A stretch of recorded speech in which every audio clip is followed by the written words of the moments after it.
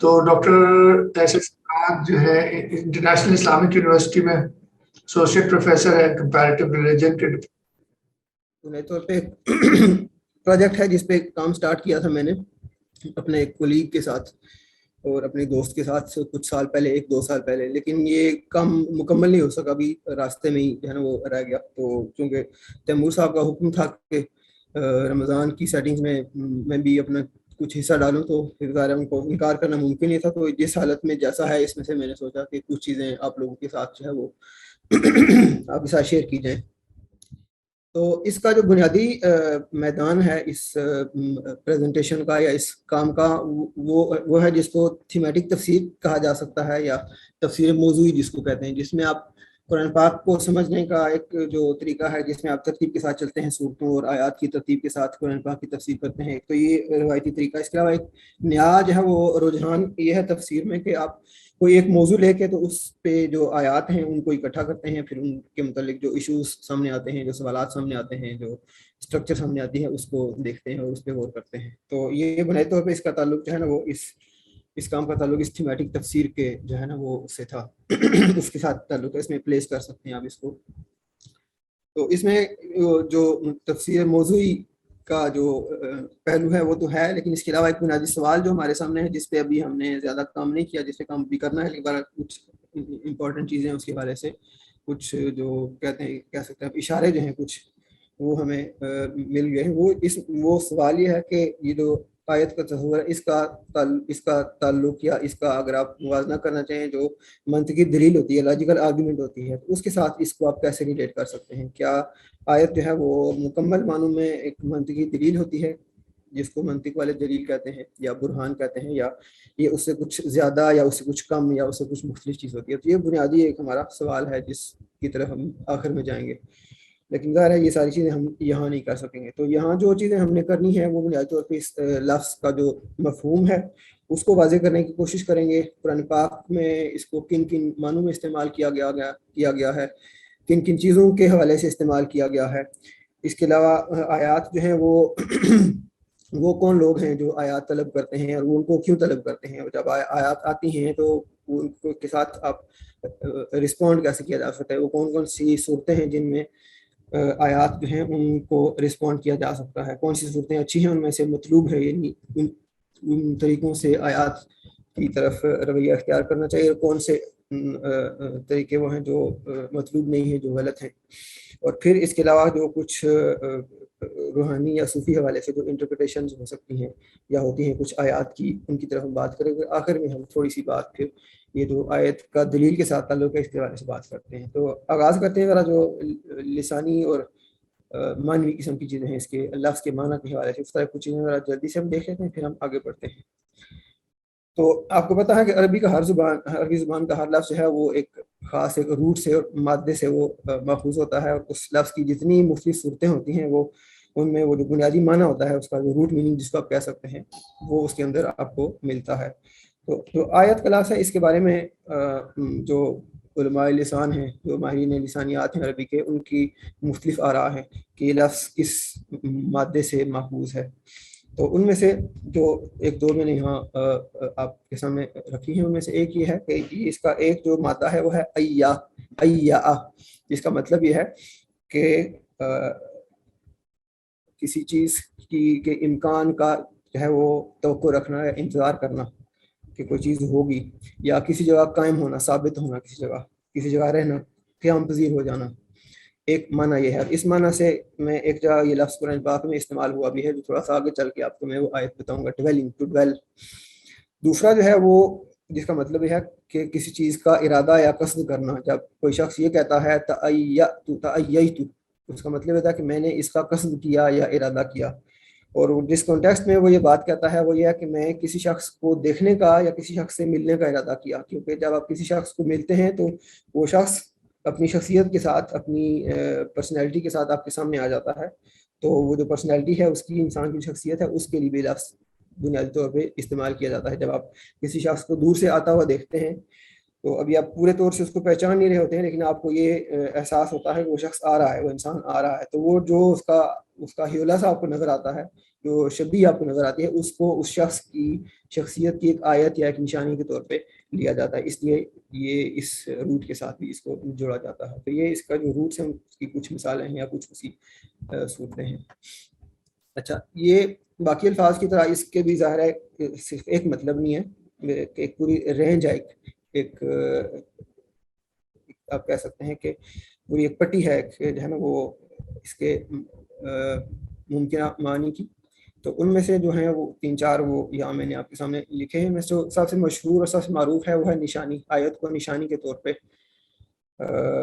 لیا جاتا ہے. آیت سے مراد جو ہے نشانی یا سائن لیا جاتا ہے. ٹوکن اور mark by which a person is known, یعنی کسی چیز کو جاننے کے لیے جو نشانی مقرر کی جاتی ہے یا دوسروں تاکہ دوسرے اس کو جان سکیں، جو نشانی اس کے لیے مقرر کی جاتی ہے اس کو آیت کہتے ہیں.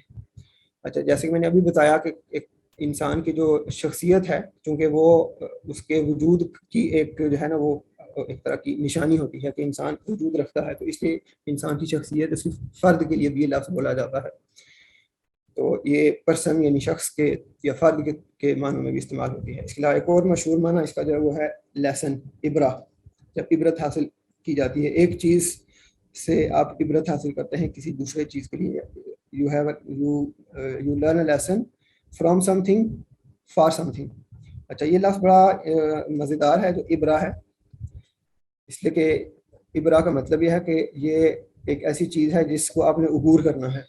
ایک سائڈ پہ آپ ہیں اور دوسری جانب آپ کا مقصد ہے جس تک آپ نے پہنچنا ہے. تو درمیان میں جو خلیج ہے، جو وقفہ ہے، اس کو جس کے ذریعے آپ نے وہ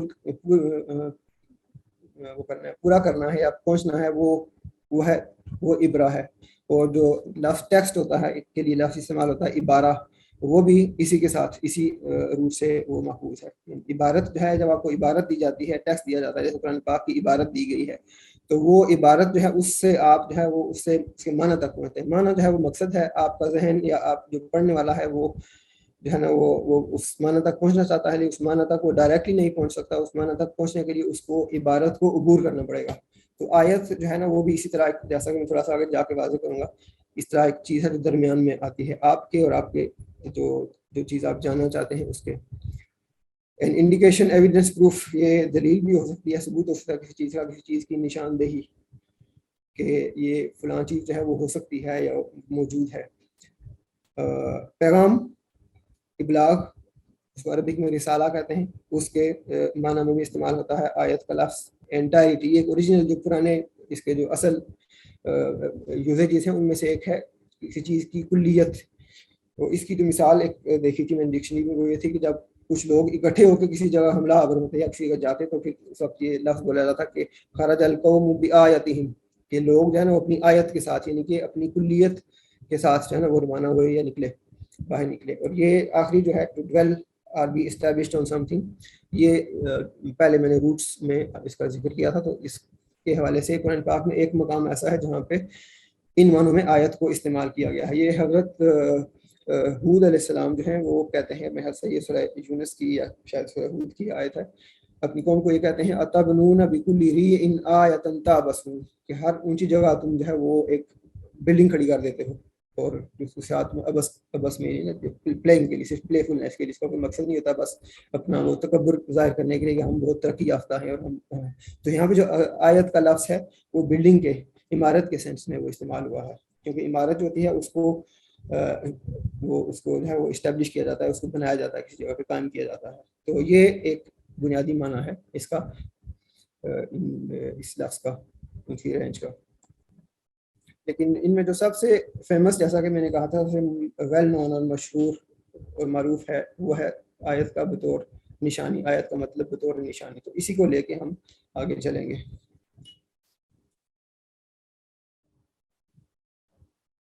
یہ یہاں پہ اس کی ایک ان معنوں میں اس کی ایک جو تکنیکی طور پہ تعریف جو بیان کی گئی ہے، ایک مشہور عالم تھے امام راغب الاصفہانی، جنہوں نے قرآن ٹرمینالوجی کی جو شروع میں ڈکشنری لکھی گئی ان میں سے ایک لکھی انہوں نے، اس کا نام ہے المفردات. تو اس میں وہ قرآن پاک میں جو الفاظ آئے ہیں ان کی وہ بڑی خوبصورت وضاحت کرتے ہیں کہ ان الفاظ کے معنی کیا ہے، کن آیت میں وہ لفظ کیسے استعمال ہوا ہے، کیا کیا اس کے اطلاقات ہیں. تو اس لفظ کا انہوں نے معنی بیان کیا ہے، جس میں وہ یہ کہتے ہیں، میں خلاصہ بتا دیتا ہوں اس کا، وہ یہ ہے کہ ایک چیز ہے جو ظاہر ہے اور ایک چیز ہے جو غائب ہے، اور اب آپ جو ہیں وہ جو غائب چیز ہے اس تک نہیں پہنچ سکتے، اس لیے کہ چونکہ وہ ظاہر غائب ہے تو آپ سے غائب ہے، آپ جانتے نہیں اس کو، ان اپیرنٹ ہے وہ. اب وہ اس کو جاننے کے لیے کوئی ایسی چیز جو جس کو آپ دیکھ سکتے ہیں وہ وسیلہ بن جاتی ہے آپ کو اس غائب چیز تک پہنچانے کے لیے، تو اس چیز کو آپ آیت کہتے ہیں یا نشانی کہتے ہیں. جب آپ کو وہ نشانی پتہ مل گئی تو آپ اس کا مطلب ہے کہ آپ نے جس چیز کی وہ نشانی ہے آپ کو اس کا علم بھی حاصل ہو گیا. تو یہ بنیادی طور پہ چونکہ دیکھ سکتے ہیں آپ کو یہ مطلب ہے، اور اس کا تعلق علم کے ساتھ ہے، جاننے کے ساتھ ہے. یعنی آیت کے ذریعے ایک چیز جو ہے نا وہ اپنے آپ کو اپنی پہچان کراتی ہے دوسری چیز کو، یا ایک انسان جو ہے وہ کسی چیز کو اس کی نشانی کے ذریعے پہچان سکتا ہے، کیونکہ وہ چیز بذات خود جو ہے اٹ سیلف وہ چیز واضح نہیں ہے یا ظاہر نہیں ہے. جس کو اگر آپ تھیولوجی کی زبان میں بات کریں تو اس میں کہا جاتا ہے قیاس الغائب علی الشاہد، کہ جو چیز غائب ہے اس کا قیاس آپ کرتے ہیں اس چیز پر جو کہ مشاہدے میں آنے والی ہے. خدا آپ کو نظر نہیں آتا تو خدا کی جو صفات کیا ہوگی اس کا آپ قیاس کر سکتے ہیں ان چیزوں پر جو آپ کو نظر آتی ہیں. تو اسی سے پھر جو تھیولوجی ہے وہ ڈیولپ ہوتی ہے. اچھا، جیسا کہ میں نے یہ کہا تھا کہ جو سائن ہے، سائن ایک ایسی چیز ہے جو درمیان میں پائی جاتی ہے. اس کی جو ایسنس ہے یا اس کی جو نیچر ہے اس کا حصہ جو ہے نا یہ ہے جس کو آپ ابن عربی کی زبان میں اگر کہیں تو آپ کہیں گے کہ یہ برزخ ہے، جو ہمیشہ دو چیزوں کے یا دو ریالٹیز کے درمیان پائی جاتی ہے. یہ جو ہے بہت امپورٹنٹ ہے. تو چونکہ یہ دو چیزوں کے درمیان پائی جاتی ہے تو اس کے اندر پھر دو پہلو آ جاتے ہیں. ایک پہلو جو ہے وہ پریزنس کا ہے، دوسرا پہلو جو ہے وہ ایبسنس کا ہے. یعنی آپ کے پاس جس چیز کا سائن ہے، آپ کے سامنے جس چیز کا سائن ہے وہ چیز خود جو ہے وہ ذات یا وہ ہستی یا وہ ذات جو ہے وہ موجود بھی ہے اس میں اور غائب بھی ہے.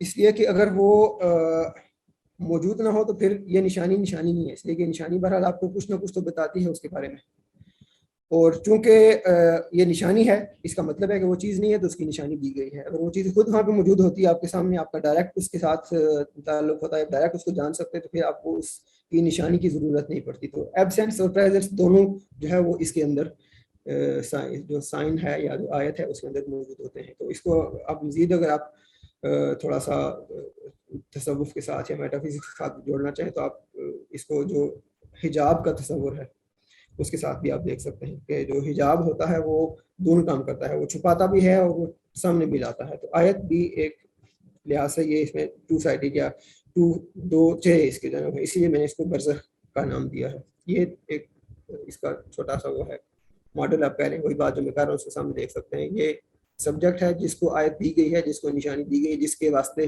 نشانی لائی گئی ہے، اور یہ سگنیفائڈ ہے جس کی نشانی ہے.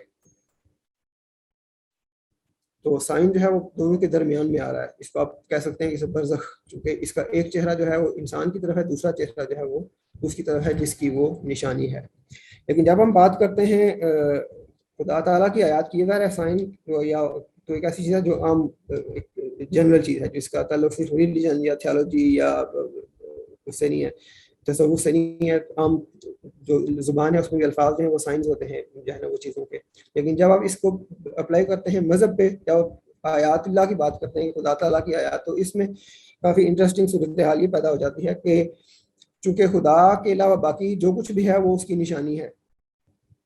خدا تعالیٰ کی جتنی بھی تخلیق ہے یا مخلوقات ہے وہ سب اس کی طرف اشارہ کرتی ہیں، اس کی طرف لے جاتی ہیں اور اس کا پتہ دیتی ہیں، اس لیے وہ سب نشانیاں ہیں. تو اس کا مطلب یہ ہے کہ جو سبجیکٹ ہے یہ اب پھر سائنس کا جو دائرہ کار ہے اس سے باہر نہیں ہے، یہ خود بھی ایک سائن بن جاتا ہے. اس کا یہ یہاں پہ تھوڑی سی ڈفرینٹ چیز ہے. ایک اور اس میں یہ ہے کہ سگنیفائڈ جو ہے وہ کس حد تک جو ہے نا وہ سائن اس کو واضح کرتا ہے. کیا وہ اس کے ایسنس کو، اس کی ذات کو واضح کر دیتا ہے، اس کے اسماء کو واضح کرتا ہے، یا اس کے ایٹریبیوٹس کو واضح کرتا ہے، یا کچھ بھی واضح نہیں کرتا، کیا کرتا ہے؟ تو یہ کچھ سوالات اس میں پیدا ہوتے ہیں جب آپ اس کو اپلائی کرتے ہیں، جب آپ بات کرتے ہیں گاڈ ایز دا سگنیفائڈ کی.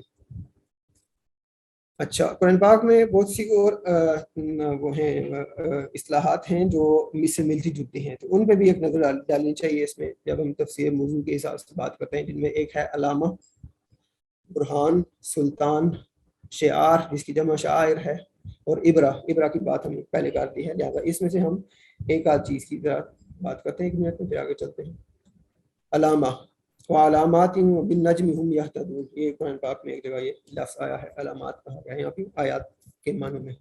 تو اس لفظ کی تھوڑی سی انالیسس اگر کی جائے تو بڑی مزے کی بات سامنے آتی ہے جو کاسمالوجی کو جوڑ دیتی ہے اس کے ساتھ. وہ یہ ہے کہ آیت کے لیے لفظ ہے علامت کا، یعنی کہ سائن پوسٹ، یعنی کہ جس کے ذریعے آپ کسی چیز کو جان سکتے ہیں. اور جو روٹ اس کا ہے وہ وہی ہے جو علم کا ہے، عین لام میم. تو عین لام میم جو مادہ ہے اسی سے علامت بھی نکلتی ہے، اور اسی سے عالم یعنی جاننے والا بھی نکلتا ہے، جو نور ہے وہ جو معلوم ہے وہ بھی اسی سے ڈیرائیوڈ ہے. اور اس سب سے زیادہ جو اہم بات ہے وہ یہ کہ عالم یعنی کہ the world, the created world, the cosmos, اس کا روٹ بھی وہ یہی ہے. اس کا مطلب ہے کہ یہ ساری چیزیں وہ اس کے ساتھ جڑی ہوئی ہیں آپس میں، دے آر آل انٹرکنیکٹڈ. اچھا، شعار جو ہے یہ کچھ خاص طرح کی آیات کو کہا گیا ہے. یہ لفظ ہر چیز کے لیے استعمال نہیں ہوتا، اگرچہ اللہ تعالیٰ کی ہر مخلوق اس کی نشانی ہے، لیکن کچھ چیزیں ایسی ہیں جن کے لیے خدا تعالیٰ نے شعار کا لفظ استعمال کیا ہے. تو لیکن اس لفظ میں بھی اگر آپ دیکھیں تو شعار کا تعلق بھی ایک جو ہے نا وہ نالج سے ریلیٹڈ، جو علم سے متعلق لفظ ہے اس سے بنتا ہے. شعور، شعار آیا شعور، یعنی to be conscious of something یا consciousness of something، یہ شعور ہے. اور شعار جو سمبل ہے، ریلیجیس سمبل ہے، اس کو بھی آپ شعار کا لفظ استعمال کیا جاتا ہے اس میں. لیکن یہ عام جو سائنس ہے اس سے تھوڑی سی یا نشانیاں ہیں اس سے تھوڑی سی بڑھ کی چیز ہے، اس لیے کہ اس کی ایک ریلیجیس سگنیفیکینس ہوتی ہے، ان کی تعظیم کرنے کا کہا گیا ہے. وَمَن يُعَظِّمْ شَعَائِرَ اللَّهِ فَإِنَّهَا مِن تَقْوَى الْقُلُوبِ. جیسے خانہ کعبہ ہے شعار ہے، احرام ہے شعار ہے، قربانی کا جانور جو لے کے جاتے ہیں وہ شعار ہے. یہ شعائر ہیں جو وہاں پہ موجود ہیں مقدس مقامات پہ. تو یہاں پہ اب ہم بات کر سکتے ہیں، اگر آپ اس کے لیے وہ الگ لفظ استعمال کرنا چاہیں اس طرح کی کیٹیگری کے لیے تو آپ سمبل کا لفظ استعمال کر سکتے ہیں، because symbol is something that participates in the symbol. اس کے اندر ایک سیکرڈنس اس کے اندر آ جاتی ہے. سائن جو ہے وہ اپنی جو اس کی جو ورلڈلینس ہے وہ ریٹین کرتی ہے، لیکن جو شعار ہے اس کے اندر وہ it is something more than a sign, more than mere sign. ابرا کا لفظ میں پہلے ایکسپلین کر چکا ہوں، لہٰذا اس پہ دوبارہ بات نہیں کرتے. اچھا، اب قرآن پاک کن کن چیزوں کو آیات کہتا ہے، یعنی وہ کون کون سی اشیاء ہیں جن پر آیت کا لفظ استعمال کیا گیا ہے. قرآن پاک اپنی آیات کو جو اس کے اجزاء ہیں سورتوں کے، جیسا کہ ہم جانتے ہیں ان کو یعنی قرآنک ورسز جو انگلش میں کہتے ہیں ان کو آیت کہتا ہے. جو معجزات دیے گئے انبیاء کو، نشانیاں دی گئی ان کو وہ آیت کہتا ہے. جو پرانی جو قومیں ہیں ان کے واقعات سے جو انسان لیسن اخذ کرتا ہے، جو سبق سیکھتا ہے، اس کو آیات کہا گیا ہے. جو پچھلے زمانے کے جو صحائف تھے، صحائف انبیاء، جو پہلے کے نبیوں کو جو دی گئی کتابیں، ان کو آیات کہا گیا. جو احکام و اوامر و نواہی یعنی کیا کرنا ہے کیا نہیں کرنا، یہ جو تعلیمات دی گئی ان کو آیات کہا گیا. پھر جو فطرت ہے، مظاہر فطرت ہیں، وہ بھی آیت کے زمرے میں آتے ہیں. اس کے علاوہ زیادہ انٹرسٹنگ بات یہ ہے کہ کچھ لوگوں کو، کچھ انسانوں کو آیت کہا گیا ہے. مثلا ایک مقام پہ حضرت مریم علیہ السلام اور حضرت عیسیٰ علیہ السلام کو آیت کہا گیا ہے. وَجَعَلْنَاهَا وَابْنَهَا آیَةً لِلْعَالَمِينَ، کہ اللہ تعالیٰ نے ہم نے مریم کو اور ان کے بیٹے کو آیت بنایا. اور پھر ایک جگہ فرعون کو، جب فرعون کی مرنے کا ذکر آتا ہے، جب مرنے سے پہلے جب وہ کوشش کرتا ہے کہ میں ایمان قبول کروں، تو وہاں پہ بھی یہ لفظ آیت کا اس کے سامنے اس کے حوالے سے بھی ذکر کیا تھا، وَلِنَجْعَلَكَ آیَةً لِلنَّاسِ، کہ تمہیں ہم نشانی بنا دیں گے. تو یہاں ظاہر ہے یہاں پہ عبرت کے معنوں میں یاد آتا ہے کہ آیت کا لفظ فرعون کے لیے استعمال کیا ہے. ایک مقام پہ شاید غالباً ابراہیم علیہ السلام کے متعلق بھی لفظ استعمال کیا گیا ہے، جب وہ اللہ تعالیٰ سے سوال کرتے ہیں کہ میں دیکھنا چاہتا ہوں کہ یہ جو تباہ شدہ بستی ہے دوبارہ زندہ کیسے ہوگی. تو بہرحال یہ مختلف وہ چیزیں ہیں جن کو قرآن پاک جو ہے وہ کہتا ہے آیت. تو اگر آپ ان سب چیزوں کا خلاصہ کرنا چاہیں تو 3 قسموں میں تقسیم کر سکتے ہیں. ایک ہے وہ قرآن پاک کی اپنی جو اجزاء ہیں یعنی آیات ہیں، ان کو آیت کہتے ہیں. قرآن کی آیت، پہلی آیت، دوسری آیت، یا سورت میں کتنی آیتیں اس طرح. دوسرے وہ معجزات جو انبیاء کو دیے جاتے ہیں، جو ان کی صداقت کی یا ان کے سچے ہونے کی نشانی کے طور پہ ان کو آیت کہا جاتا ہے. اور پھر جو زمین و آسمان میں اللہ تعالیٰ کی قدرت کی نشانیاں ہیں ان کو آیت کہا گیا. تو یہ 3 جو ہے وہ بنیادی چیزیں ہیں جن کو آیت کہتا ہے قرآن پاک. اچھا اب ایک جو اگلے موضوع کی طرف بڑھتے ہیں وہ یہ ہے کہ آیت جس بھی طرح کی ہو انسان اس کے ساتھ کس طرح کا رویہ رکھ سکتا ہے. آیت کے ساتھ انسان نے کیا کرنا ہے. اس میں اب دو طرح کے گروپس ہیں رویوں کے. ایک ہیں جو اچھے رویے, جو رویے ہونے چاہیے انسان کے پاس. اللہ تعالیٰ کی جب آیات آتی ہیں تو انسان کو یہ رویہ اختیار کرنا چاہیے, اور کچھ رویے ہیں جو اختیار نہیں کرنے چاہیے, جو برے رویے ہیں. تو مزے کی بات یہ ہے کہ جو مطلوب رویے ہیں جو ہونے چاہیے وہ بہت کم ہیں, اور جو نہیں ہونے چاہیے ان کی تعداد بہت زیادہ ہے.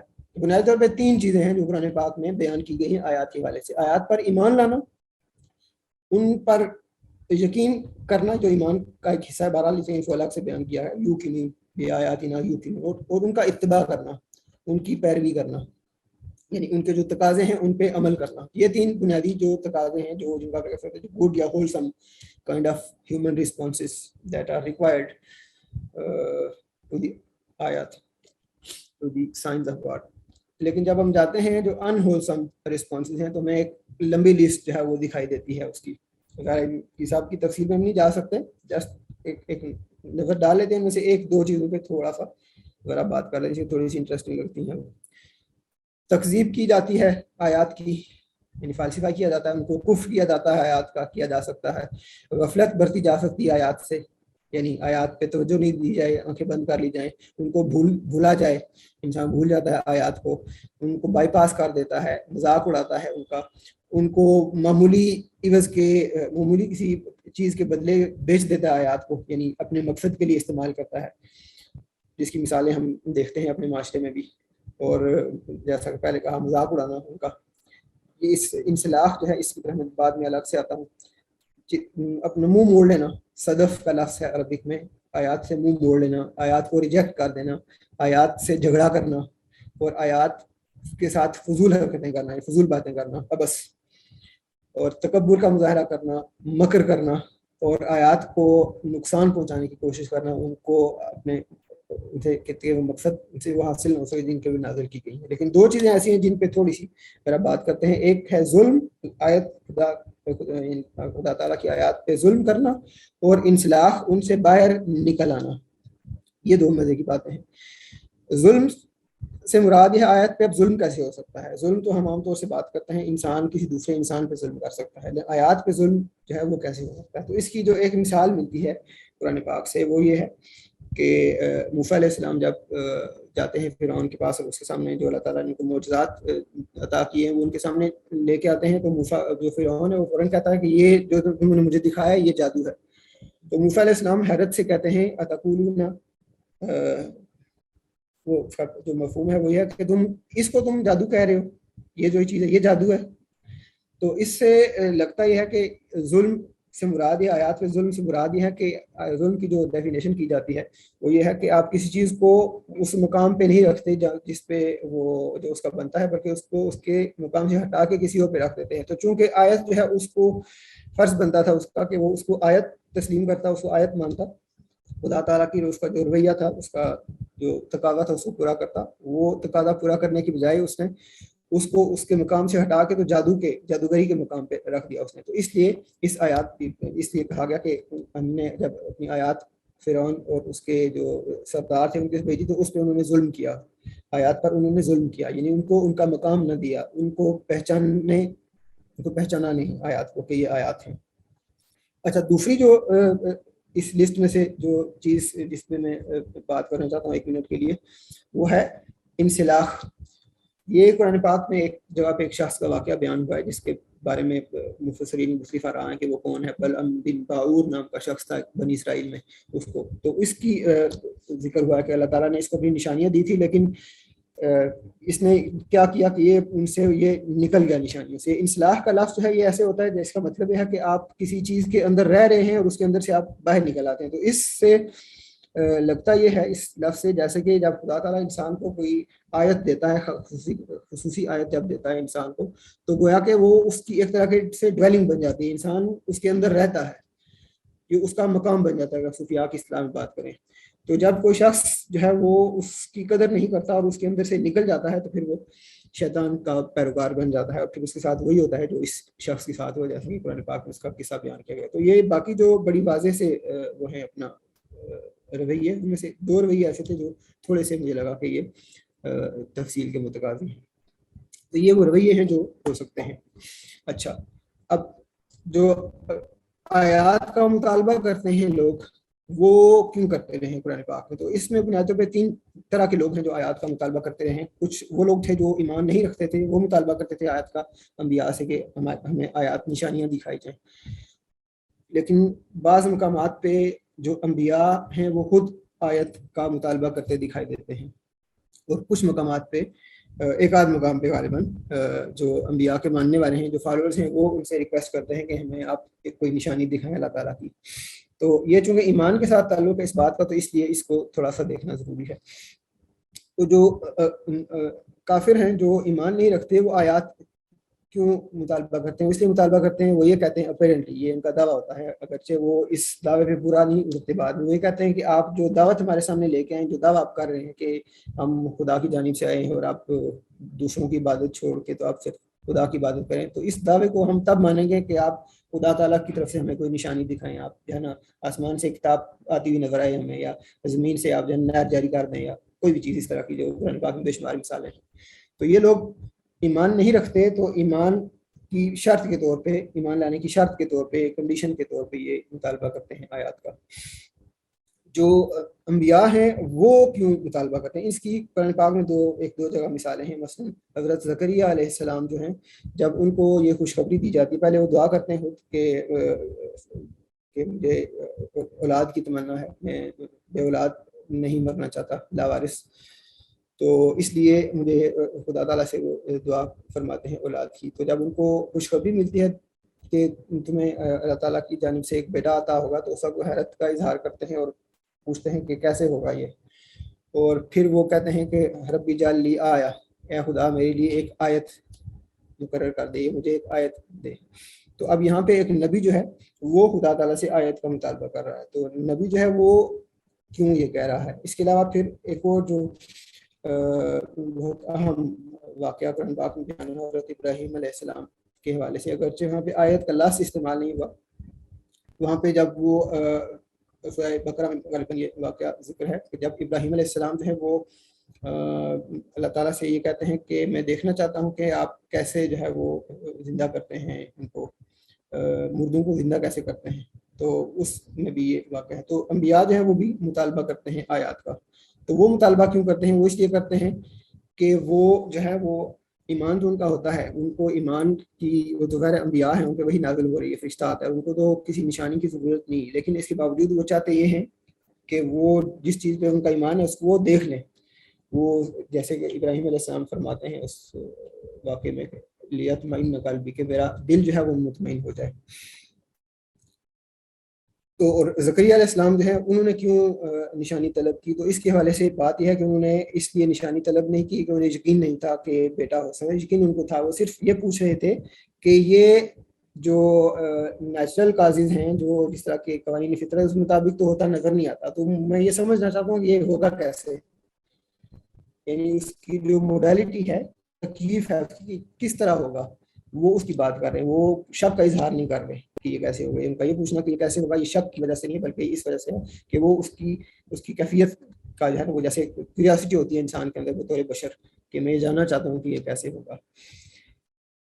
जो फिर आखिर में रह जाते हैं वो लोग जो ईमान रखते हैं, वो आयात का मुतालबा क्यों करते हैं? जैसा कि ईसा अलैहिस्सलाम के जो हवारी हैं, उन्होंने ये रिक्वेस्ट की थी अपने नबी से कि आप अल्लाह ताला से दरख्वास्त करें कि हमारे लिए आसमान से एक जो है वो दस्तरखान या ख्वान नाज़िल हो खाने का। तो वो उसमें वो बुनियादी तौर पे ईमान तो उन लोगों को भी था, लेकिन यह कि वो ईमान को थोड़ा सा आगे ले जाना चाहते थे, ईमान को बढ़ा के वो इल्म तक उसको ले जाना चाहते थे शायद, या कोई और, या उनका बुनियादी मकसद था कि हम जो है ना वो आसमान से आई किसी चीज़ से हम कोई चीज़ खा सकें, उसको हम उसका एक्सपीरियंस कर सकें।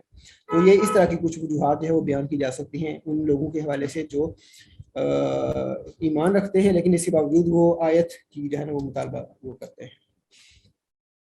अच्छा, अब ایک دو آیات کی طرف آتے ہیں قرآن پاک کی طرح، جو باتیں ہم نے کی ہیں ان کو تاکہ اپلائی کریں. ان میں سے ایک آیت جو ہے وہ بہت زیادہ معروف ہے، بہت مشہور ہے. سنریہم آیاتنا فی الآفاق وفی انفسہم حتی یتبین لہم انہ الحق. ہم ان کو اپنی نشانیاں دکھائیں گے آفاق میں، یعنی مشرق و مغرب میں، وفی انفسہم، ان کی اپنی ذاتوں میں، یہاں تک کہ ان کی واضح ہو جائے کہ یہ حق ہے. یہ ایک آیت ہے جو بہت زیادہ صوفیاء کے ہاں بھی اور باقی جگہوں پہ بھی یہ بہت زیادہ اس پہ یعنی اس کو جانا جاتا ہے، اس پہ بات کی جاتی ہے. تو اس پہ میرے خیال سے اس کی تفسیر کی ضرورت نہیں ہے، اس کی تفسیر کی ضرورت نہیں، ہم سب جانتے ہیں اس کا اس سے مراد کیا ہے اور اس کی کیا اہمیت ہے. لیکن ایک آیت جو دائیں جانب لکھی ہوئی ہے وہ بہت ہی زیادہ مسٹیریس اس حوالے سے آیت کے کانٹیکسٹ میں مجھے لگتی ہے ہمیشہ کہ اس سے جو ہے وہ ایک مسٹری ہے، جیسا گویا کہ اس کے اندر کہ آیت جو ہے وہ اس کا آیت ہونے کا مطلب کیا ہے. کیا آیت ہمیں خدا تعالیٰ کا علم دیتی ہے؟ کیا ہمیں خدا تعالیٰ کی ذات کا علم دیتی ہے؟ وہ آیات کا ہمیں خدا تک پہنچاتی ہیں، یا کیا وہ حجاب ہیں جیسا کہ میں نے کہا؟ کیا ان کا کچھ حصہ جو ہے وہ ان کا مقصد چھپانا بھی ہے؟ کیا ہمیں وہ کبھی خدا تک نہیں لے جا سکتی؟ یا جو خدا کی اننویبلٹی ہے، یعنی خدا کی جو ماورائیت ہے اس کا جانا نہ جا سکنا، کیا اس کی طرف اشارہ تو نہیں ہے اس میں کہیں؟ تو یہ دیکھیے ذرا، یہ آیت ہے، آخری آیت ہے سورہ نمل کی. وَقُلِ الْحَمْدُ لِلَّهِ سَيُرِيكُمْ آيَاتِهِ فَتَعْرِفُونَهَا وَمَا رَبُّكَ بِغَافِلٍ عَمَّا تَعْمَلُونَ. وَقُلِ الْحَمْدُ لِلَّهِ، کہو تمام تعریف اللہ کی ہے، اللہ کے لیے ہے. سَيُرِيكُمْ آيَاتِهِ، وہ تمہیں دکھائے گا، آیاتِهِ اپنی نشانیاں، فَتَعْرِفُونَهَا. اچھا، اس میں تو مجھے چیز انٹریگ کرتی ہے جس پہ ہمیشہ میں سوچتا رہتا ہوں، وہ یہ جو فَتَعْرِفُونَهَا کا جو آخری دو حرف ہیں ہا، یہ ہے. اگر آپ اس کو کنٹراسٹ کریں اس آیت کو جو پہلے ہم نے پڑھی ہے، سنریہم آیاتنا فی الآفاق وفی انفسہم حتی یتبین لہم انہ الحق، یعنی جب ہم آیات آپ کو نشانیاں دکھائیں، ان کو نشانیاں جب ہم دکھائیں گے تو ان کے لیے واضح ہو جائے گا کہ وہ حق ہے، کہ وہ حق ہے. اب وہ کا مطلب کیا ہے؟ اس میں مختلف آراء ہو سکتی ہیں، ظاہر ہے قرآن مراد ہو سکتی ہے، اسے خدا تعالیٰ مراد ہو سکتا ہے. لیکن یہاں پہ بات یہ ہے کہ اس آیت میں یہ فرمایا گیا ہے کہ جب ان کو نشانیاں دکھائی جائیں گی تو انہیں یہ پتہ چلے گا کہ وہ حق ہے. اچھا، یہاں پہ اب کیا فرمایا جا رہا ہے؟ اس طرف یہاں پہ کہا جا رہا ہے تمہیں وہ اپنی نشانیاں دکھائے گا اور تم انہیں جان لو گے. یہاں پہ یہ نہیں کہا فَتَعْرِفُونَهُ کہ تمہیں اپنی نشانیاں دکھائے گا کہ تم اسے جان لو گے. ہونا تو یہ چاہیے نا، ایکسپیکٹ تو ہم یہ کرتے ہیں نا کہ نشانی کا تو مطلب یہ ہے کہ خدا نے ہمیں نشانی دی ہے تاکہ ہم اس کو جانیں. لیکن وہی کہہ رہا ہے کہ میں تمہیں اپنی نشانی دکھاؤں گا تو تم ان نشانیوں کو جان لو گے. یہ بہت ہی ایک قابل غور جو ہے وہ مقام ہے قرآن پاک میں آیت کے حوالے سے، جس میں بہت سی، اگر آپ جتنا غور کریں گے آپ کو اس سے مختلف چیزیں سامنے آئیں گی. ایک تو یہ ہے کہ جب تک خدا آپ کو کوئی آیت نہ دکھائے تو اس کا آپ آیت نہیں سمجھ سکتے، آپ اس سے پھر اعراض کر سکتے ہیں، اسے گزر سکتے ہیں، اس سے غافل ہو سکتے ہیں. یعنی خدا کا آیت کو بطور آیت دکھانا جو ہے وہ ضروری ہے اس کے لیے. دوسرا یہ ہے کہ جب آیت کو آپ دیکھ لیتے ہیں تو وہ آیت آپ کو کہاں لے کے جاتی ہے، وہ آیت آپ کو کہاں تک پہنچا سکتی ہے. اس کا مطلب یہ ہے کہ آیات کے ذریعے اس دنیا میں آپ آیت تک ہی رہ سکتے ہیں، آیات سے باہر انسان کبھی نکل نہیں سکتا. تو شاید جو مقصود ہے وہ یہ ہے کہ آپ آیات کو خدا کی آیات سمجھیں، یہ آیت خدا کی آیت ہے، اس آیت کو ٹرانسینڈ کر کے آپ باہر نہیں جا سکتے. جو برج ابھی ہم نے دیکھا تھا سبجیکٹ اور اس کے سگنیفائڈ کے درمیان، وہ برج ہمیشہ درمیان میں باقی رہتا ہے، وہ ہمیشہ وہ اس کے درمیان قائم رہتا ہے. ایک پرسپیکٹو اس آیت کے حوالے سے ہے. اچھا، اب ایک اور آیت ہے جس پہ ذرا سی بات کرنا چاہتا ہوں. اس میں ایک اور بھی ذہن میں بات آتی ہے کہ کیونکہ آیت دکھتی ہے نا، تو یہ اگر اس معنی میں لے فارم اینڈ ایسنس کے معنی میں، صورت و معنی تک پہنچنا عرفان کہلاتا ہے نا. فارم تک رک جانا تو بس آیت کو دیکھنا ہے، اور اگر اس کا عرفان حاصل کرنا وہ اس کے ایسنس تک پہنچ جانا ہے. تو محدود ہونے والی بات نہیں ہے، ایسنس تو لامحدود ہوتا ہے. جی صحیح بات ہے آپ کی، لیکن سوال یہ ہے نا کہ کس چیز کا ایسنس اور کس چیز کی فارم، سوال یہاں پہ یہ ہے. آیت ہے ہی فارم کسی ایسنس کو بتانے کی ہے. نہیں، لیکن بات یہ ہے کہ یہاں پہ بات تو آیت کی ہی ہو رہی ہے نا. یہ جو آیت جس میں سامنے ذکر کر رہا ہوں سورہ نمل والی، اس میں تو آیت کے علاوہ کوئی اور چیز ہے ہی نہیں. آیت ذریعہ ہے نا عرفان کا. یہ اس میں میرا خیال ہے کہ اس میں دونوں پہلو، مجھے تو یہ لگتا ہے اس میں دونوں پہلو ہیں، مگر آپ کا پوائنٹ اپنی جگہ ہے، ظاہر ہے وہ بھی آپ کا پوائنٹ بھی ہے، اس لیے کہ وہ بہرحال یہ اس نے فرمایا کہ سیریکم آیاتی ہی، یہ نشانیاں بہرحال وہ اس کی ہیں، ہاں نشانیاں تو اس کی ہیں بالکل، لیکن بات یہ ہے کہ اس کے بعد یہ نہیں کہا کہ یعنی ہم جو ایکسپیکٹ کرتے ہیں نا، بات یہ بڑی مزے کی بات ہے قرآن پاک کے بارے میں، کہ جب قاری جو ہوتا ہے قرآن پاک پڑھ رہا ہوتا ہے، تلاوت کر رہا تھا، اس کے ذہن میں نا وہ ایک ایکسپیکٹیشن ہوتی ہے کہ یہ جو میں جو پڑھا اس سے آگے اب یہ آئے گا، لیکن وہ بار بار وہ بریک ہوتی ہے، وہ قرآن پاک بریک کر دیتا ہے، آپ کا جو ایکسپیکٹیشن اس کو بریک کر دیتا ہے. اس کی یہ بڑی زبردست مثال ہے جو تھیوری بریکنگ کی ہے نا، کہ آپ جب یاد کرتے ہو، خاص طور سے جو بندے یاد کرتے ہیں ان کو یہ بڑے واضح طور پہ یہ چیز سامنے آتی ہے کہ آپ جب یاد کریں تو آپ وہ یاد کر لیں جو آپ کے خیال سے ہونا چاہیے، لیکن وہ اصل میں ہوتا نہیں ہے، وہاں پہ ہوتا ہے کچھ اور، لگتا ہے کہ غلط یاد کی ہے، تو وہاں پہ پھر آپ غور کرتے ہیں کہ وہ یہ یہاں پہ اس طرح کیوں ہے. تو یہاں پہ پھر ہے تعریفونہا، تم آیتوں کو جان لو گے، تم انہیں جان لو گے. اس کا مطلب یہ ہے کہ یعنی اس پہ آپ نے غور کرنا ہے اس چیز پہ. اس سے اگلا جو ہاف ہے اس کا بھی مطلب بتا دیں، وما ربک کا بھی غافل عما تعملون. وما ربک کا بھی غافل، یہ تو میرے خیال سے واضح ہے کہ جو کچھ تم کرتے ہو رب تمہارا ان سے غافل نہیں ہے، تمہارے تمام اعمال سے خدا جو ہے وہ کسی بھی عمل سے غافل نہیں ہے، کسی بھی عمل سے. اچھا ٹھیک ہے. ویسے اس میں یہ بھی بات ہے یہاں کی تھی میں نے، یہ جو اس سے نا مجھے یاد آیا تھا ابن عربی کا ایک نا ایک بات ہے، میں نیکسٹ سلائیڈ میں لکھی، وہ دیکھیے ذرا. وہ یہ فرماتے ہیں the divine names which we have are the names of divine names. یہ دیکھیں ذرا، کیا ہم اس کو ریلیٹ کر سکتے ہیں اس آیت کے ساتھ؟ کہتے ہیں یہ جو آپ اسماء الہیہ کہتے ہیں، یہ اصل یہ خدا کے ناموں کے نام ہیں. جی میں اصل میں یہی بات کرنا چاہ رہا تھا کہ بیسیکلی یہ جو ڈیوائن آرڈر میں جو ایک وہ امپلیسٹ ہے نا ملٹیپلسٹی، اس کی طرف اشارہ بھی ہے، فتعرفونہا. میں اس کو بیسیکلی ریلیٹ کرنا چاہ رہا تھا اسماء سے اور اعیان الثابتہ سے، جو کہ مقام وحدیہ میں ہوتی. تو وہ جو ملٹیپلسٹی ہے، ظاہر بات ہے جو کاسمک ملٹیپلسٹی ہے اس کا اوریجن جو ہے وہ ڈیوائن آرڈر میں ہے. تو یہ فتعرفونہا جو ہے یہ وہ ڈیوائن آرڈر میں جو ایک ملٹیپلسٹی کا جو ایک پہلو ہے اس کی طرف بھی اشارہ ہو سکتا ہے. تو بیسیکلی میں یہی بات کرنا چاہ رہا تھا کہ یہ اس کا اشارہ اسماء اور ایانوس اور کورسپونڈنگ جو امیوٹیبل اسینسز ہے اس کی طرف بھی ہو سکتا ہے. اور ایونچولی وہ ساری کی ساری جو ہیں وہ بھی ان اسینس تو ذات کی طرف ہی اشارہ کرتی ہیں نا، جتنے بھی اسماء ہیں بیسیکلی. تو یہ اس کانٹیکس میں بھی ہو سکتا ہے بیسیکلی، جو پلورل کا بیسیکلی سیگا آ رہا ہے یہاں. مجھے بہت زیادہ اپنا آواز کلیئر نہیں آئی، لیکن میرے خیال سے جو بات کر رہے تھے اپنا دوست ہمارے، وہ پلورلٹی کی بات کر رہے تھے، ایک سے زیادہ آیات یہ کہہ رہے تھے. نہیں وہ یہ کہہ رہے ہیں کہ نہیں مجھے نا آواز، میری آواز آ رہی ہے آپ کو؟ آواز بہت کم آ رہی تھی اصل میں نا آپ کی. اچھا تیمور صاحب میری آواز آپ کو نہیں آ رہی صحیح؟ جی ان کا شاید اسپیکر کا کوئی مسئلہ ہوگا، آپ ذرا سا بتا دیجئے نا. اچھا ایک منٹ میں. اچھا آپ کو میری آواز صحیح آ رہی ہے؟ جی اچھا. میں وہ کہہ رہے ہیں کہ یہ جو یہ پلورل اس لیے استعمال کیا ہے کہ وہ جو ملٹیپلسٹی کا جو کاسمک ملٹیپلسٹی کا جو سورس ہے وہ ڈیوائن میں بھی ملٹیپلسٹی جو ہے، تو اس لیے ملٹیپل ہے. جی یہ درست ہے بات، بالکل یہ تو ایسے ہی ہے، بالکل یہ ایسے ہی ہے، یہ درست فرما رہے. بڑا دلچسپ یہ کوٹیشن ہے، اس کا تو بتائیں.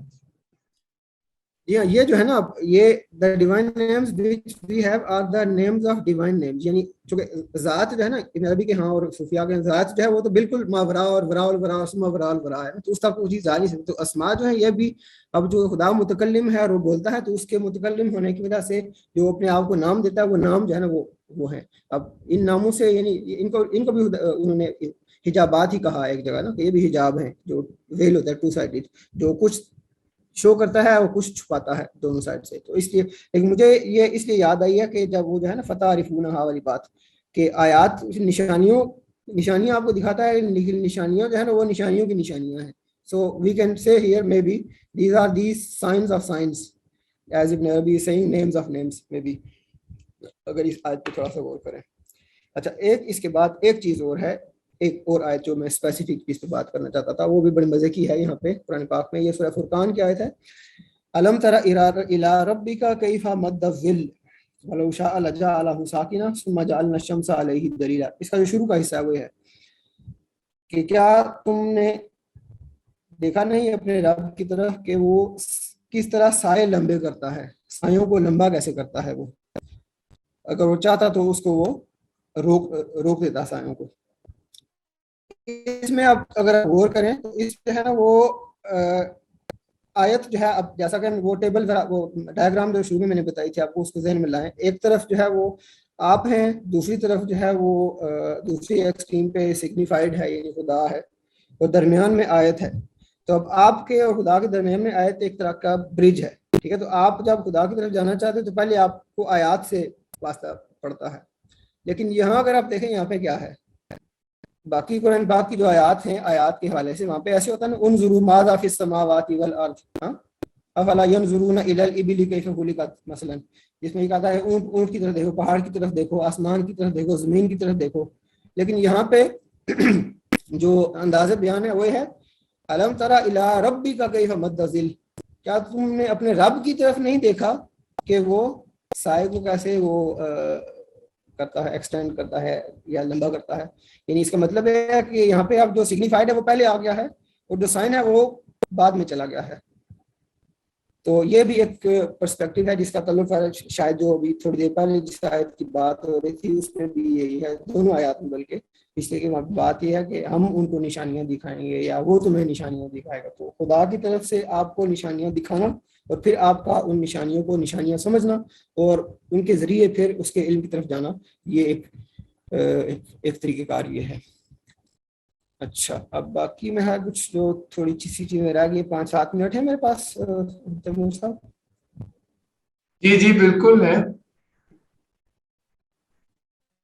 یا ہاں جی اچھا بالکل. بس یہ آخری میں خیال سے لاسٹ ایک چیز نہیں کریں. ایک جو ایشو تھا وہ دلیل کے حوالے سے تھا نا، جس پہ بھی کام ہم نے کرنا ہے. ظاہر ہے ابھی اس پہ کام نہیں ہوا، لیکن بہرحال جو چیزیں سامنے آتی ہیں وہ یہ ہیں دلیل کے حوالے سے. وہ یہ ہے کہ جو منطقی معنوں میں دلیل کو ہوتی ہے کہ آپ سامنے کچھ پریمیسز ہوتے ہیں جن سے آپ کنکلوژن تک پہنچتے ہیں. تو اس کو آپ آرگومنٹ کہتے ہیں لاجیکل معنوں میں. آرگومنٹ جو ہے وہ آپ کو یا تو آپ کو سرٹن نالج دیتی ہے اگر ڈیڈکٹیو ہو، یا آپ کو پروبیبل جو ہے نا وہ نالج دیتی ہے. آپ کو اگر ایسا ہے تو پھر ممکن ہے ایسا ہو، پھر زیادہ غالب امکان ہے کہ ویسا ہو جائے. اچھا اب آیت جو ہے کیا اس کو ہم ان معنوں میں دلیل کہہ سکتے ہیں؟ یعنی اس کے حوالے سے کچھ سوالات ہیں میں ابھی ہم نے ظاہر غور کرنا ہے، اس میں کوئی چیز فائنل نہیں ہے، لیکن کچھ چیزیں جو ابھی تک سامنے آتی ہیں وہ یہ ہے کہ آیت کو آپ دلیل کے طور پہ بالکل جو ہے نا وہ پرفیکٹلی منطقی معنوں میں یا لاجیکل معنوں میں آپ اس لیے نہیں کہہ سکتے کہ کسی چیز کا آیت ہونا اٹ سیلف جو ہے وہ ایک کلیم ہے، وہ ایک دعویٰ ہے. یعنی جب ایک نبی ہے وہ ایک نشانی کے طور پہ ایک چیز پیش کرتا ہے تو جس کے سامنے پیش کر سکتا ہے وہ اس کے پاس یہ آپشن ہے کہ وہ یہ کہے کہ یہ تو نشانی نہیں ہے. جیسے اب مثال دی تھوڑی دیر پہلے کہ موسیٰ علیہ السلام جب جاتے ہیں فرعون کے سامنے اور ایک نشانی دکھاتے ہیں تو وہ کہتا ہے یہ تو جادو ہے، ہاں یہ تو جادو ہے، یہ تو نشانی ہے ہی نہیں. تو آپ کو اس کو آیت پہلے ثابت کرنا پڑے گا کہ یہ آیت ہے. سو آیا is not some thing can not be called logical argument.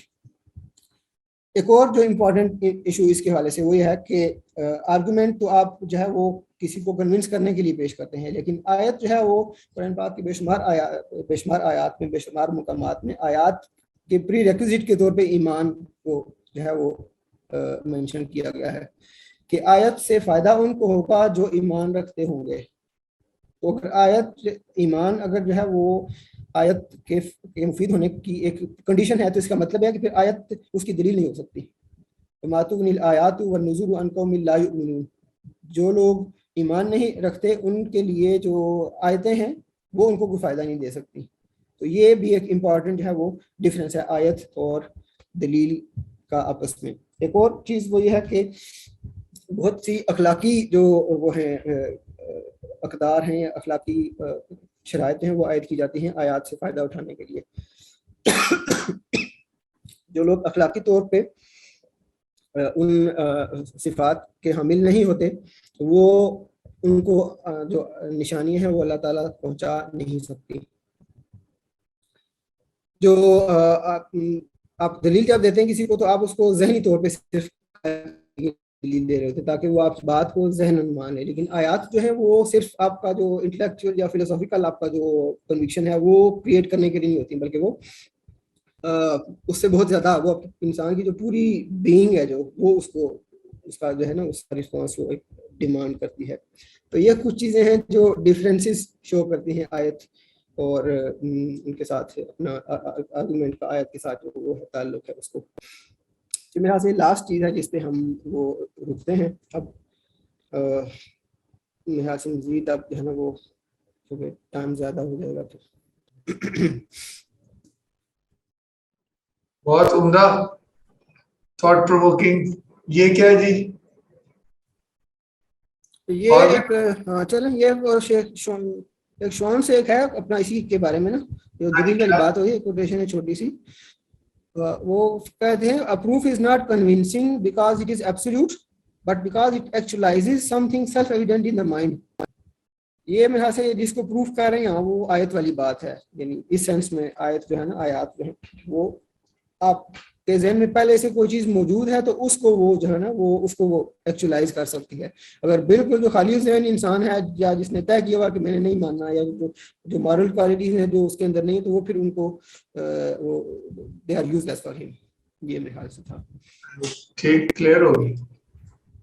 تو ہم اب ایک آدھ سوال اگر کوئی کرنا چاہے، ویسے تو کافی کلیئر تھا، ضرورت تھا ایک ویسے یہ شون کی جو سٹیٹمنٹ جو آخری سلائیڈ میں تھی ایکچولی ایک اور طریقے سے انہوں نے اس بات کو اس طرح بھی بیان کیا. انہوں نے کہا تھا کہ something is not true because it is logical, rather something is logical because it is true. تو وہ جو ٹروتھ ہے اس کی پرائیورٹی ہے